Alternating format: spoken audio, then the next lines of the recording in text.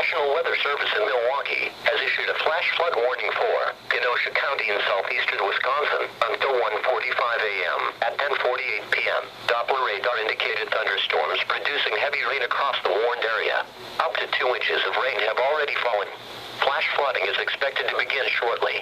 Some locations that will experience flooding include Kenosha, Pleasant Prairie, Twin Lakes, Paddock Lake, Camp Lake,